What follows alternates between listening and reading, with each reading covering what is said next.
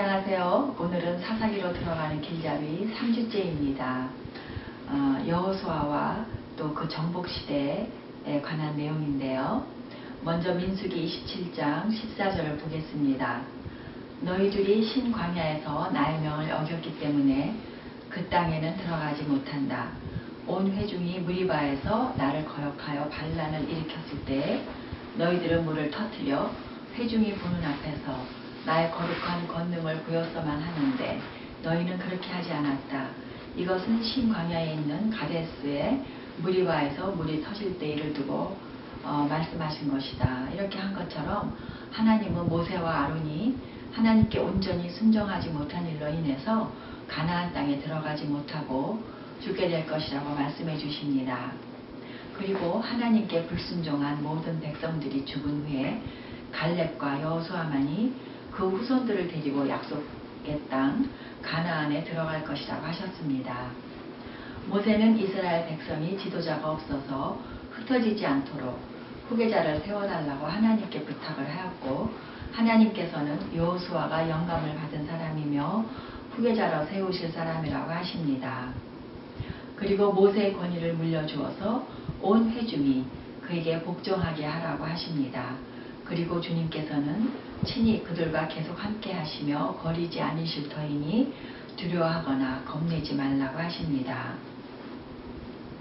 하나님은 백성들이 하나님의 말씀을 지키고 따르면 그 땅을 정복하게 하시고 대대로 영원히 복을 주실 것과, 하나님을 저버리고 우상을 섬기는 가나안 백성들을 따라가면 저주를 받을 수밖에 없다는 것을 분명하게 일러주십니다.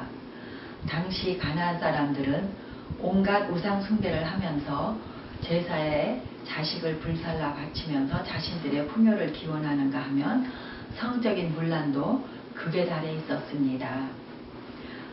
여호수아는요, 에브라임 지파 눈의 아들로서 원래 이름은 호세아입니다. 모세가 여호수아라는 이름으로 바꾸었고, 이는 하나님은 구원이시다 라는 뜻을 가지고 있습니다. 하나님께서는 여호수아를 모세의 후계자로 세우시고 그에게 이 백성을 이끌고 요단강으로 건너가서 가나안 땅으로 돌아갈 것을 명하셨으며, 모세와 함께 하셨던 것과 같이 여호수아와도 함께 하시면서 약속의 땅으로 들어가실 것이니 마음을 강하게 먹고 용기를 내라고 하십니다. 이 내용을 신명기 31장에서 조금 읽어보겠습니다. 7절 8절에 보면 모세가 여호수아를 불러서 온 이스라엘이 보는 앞에서 그에게 말하였다. 그대는 마음을 강하게 하고 용기를 내시오. 그대는 주님께서 그대의 조상에게 주기로 맹세하신 땅으로 이 백성과 함께 가서 그들이 그 땅을 유산으로 얻게 하시오. 주님께서 친히 그대 앞에 가시며 그대와 함께 계시며 그대를 떠나지도 않으시고 버리지도 않으실 것이니 두려워하지도 말고 겁내지도 마시오. 그리고 23절 보겠습니다. 주님께서 눈의 아들 여호수아에게 말씀하셨다. 너는 이스라엘 자손을 인도하여 내가 그들에게 약속한 땅으로 돌아갈 것이니 마음을 강하게 먹고 용기를 내어라. 내가 너와 함께 하겠다. 이렇게 하셨습니다. 모세의 유언 내용 보겠습니다.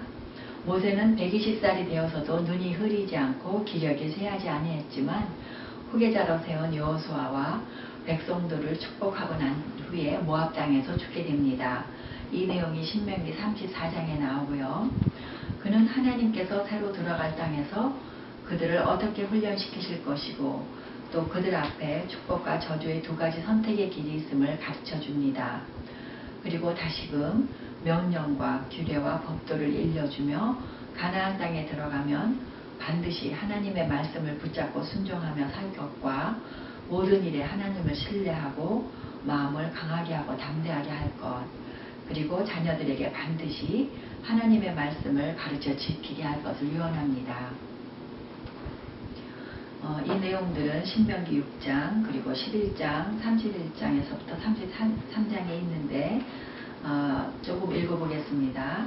먼저 신명기 6장 2절에서부터 보면 당신들이 당신들의 하나님을 경외하며 내가 당신들에게 명한 모든 주님의 규례와 법도를 잘 지키면 당신들과 당신들 자손이 오래오래 잘 살 것입니다. 그러니 이스라엘 자손 여러분, 이 모든 말을 듣고 성심껏 지키면 주 당신들 조상의 하나님이 당신들에게 약속하신 대로 젖과 꿀이 흐르는 땅에서 당신들이 잘 되고 크게 번성할 것입니다. 7절에서 9절 내용 보면 자녀들에게 부지런히 가르치며 집에 앉아있을 때나 길을 갈 때나 누워있을 때나 일어나 있을 때나 언제든지 가르치십시오. 또 당신들은 그것을 손에 메어 표로 삼고 이마에 붙여 기호로 삼으십시오. 집 문설주와 대문에도 써서 붙이십시오. 이렇게 하셨습니다. 두 번째 내용, 이스라엘 백성이 요단강을 건너다. 여호수아는 백성을 이끌고 요단강 동편에서 서쪽으로 하나님이 명령하신 대로 먼저 언약궤를 맨 제사장들이 강물에 발을 담그자 하나님이 강물을 끊어지게 하십니다.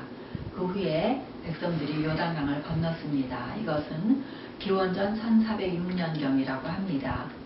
요단강을 건넌 후에 이스라엘 백성들은 여리고성과 아이성을 정복하며 가나안의 중부지방을 먼저 정복하기 시작했으며 정착하기까지 약 7년가량이 걸렸다고 합니다. 가나안 땅에 들어가서 백성들이 가장 먼저 넘어야 할 난관이 여리고성을 정복해야 하는 것이었는데 이 여리고성은 가나안에서 가장 오래되고 견고한 성이었습니다. 그러나 그들이 하나님께서 말씀하신 그대로 요단 동편의 땅을 먼저 분배받은 두 지파에서 5,000명을 뽑고 그 뒤에 제사장 7명과 법궤를 맨 제사장이 앞섰고 제사장이 나팔을 부는 동안에 용사들은 성을 6번 돌고 그리고 그 후에 마지막 7번째에는 제사장들이 숫양 뿔 나팔을 한번 길게 불면서 백성들은 모두 큰 함성을 질렀습니다. 그러자 견고한 성은 힘없이 와르르 무너졌습니다. 여기 여리고성과 아이성의 그 지도를 보시면은 요단강 동편 그 중부 지역이죠. 하지만 그 승리 이후에 자신감이 붙은 그들은 보잘것없고 작은 아이성에서는 정탐꾼들의 말만 듣고 나갔다가 그만 패배하고 맙니다. 하나님께 이 패배 원인을 따지듯이 물었는데 하나님은 아간이 말씀을 어기고 전리품을 몰래 취한 것을 알려주셨습니다. 그 전리품은 아간이 숨긴 것은 신할에서 만든 아름다운 외투 한 벌과 또 은 200세겔과 금덩이 50세겔이 나가는 금덩이 하나를 이렇게 감춘 것입니다. 그래서 그들이 다시금 죄에서 돌이켜 자신들을 성결하게 하고 하나님 말씀하신 대로 했더니 또 아이성도 점령하게 하셨습니다. 이 내용은 여호수아 6장과 7장에 있죠. 7장에 있습니다. 여호수아 6장 18절을 읽어보면 너희들은 전멸시켜서 바치는 희생제물에 손을 댔다가 스스로 파멸당하는 일이 없도록 주의하여라. 너희가 전멸시켜서 바치는 그 제물을 가지면 이스라엘 지는 너희 때문에 전멸할 것이다. 이렇게 명령하셨는데 그 말씀을 어긴 것이었습니다. 세 번째, 12지파에게 땅을 분배하다. 야곱의 12아들의 후예로 이루어져서 이스라엘 내에는 12지파가 형성하게 됩니다. 그런데 혈통적으로는 다음에 12지파가 거론되지만은 종교적으로는 훗날 출애굽 이후에 레위지파가 하나님의 소유로 성별된 이유로 인해서 빠지게 되고 그리고 요셉의 두 아들 곧 에브라임과 므낫세 지파가 각각 한 지파가 되어서 12지파를 이루게 되는 것입니다. 여기 도표를 보시면요. 두 아내 레아와 라헬 그리고 두 여종 비라와 실바에게서부터 이렇게 12아들이 나왔는데요. 그 이름의 뜻이 쭉 여기에 써 있고요. 그 다음에 야곱이 각각에게 한 예언과 또 모세가 그들 각각에게 한 예언을 이렇게 비교해서 써보았습니다. 그리고 특징으로는 루벤은 그 아버지의 첩과 간통을 했죠. 그리고 시므온은 아주 분노와 혈기가 강한 사람이었습니다. 레위는 여기저기 흩어져서 율법을 가르치고 제사를 주관하게 됐고요. 유다는 영적인 장자가 되어서 다윗과 예수님이 그 지파에서 탄생하게 됐습니다. 다는 우상 숭배를 심하게 하고 자기 멋대로 살다가 나중에 그 지파가 아예 소멸이 됩니다. 여기 그 지도를 보시면요, 이 땅을 분배, 12지파가 땅을 분배받은 내용이 여기에 이렇게 한눈에 보기 쉽게 있는데, 후에 사사기를 이해하는 데 도움이 되실 것입니다.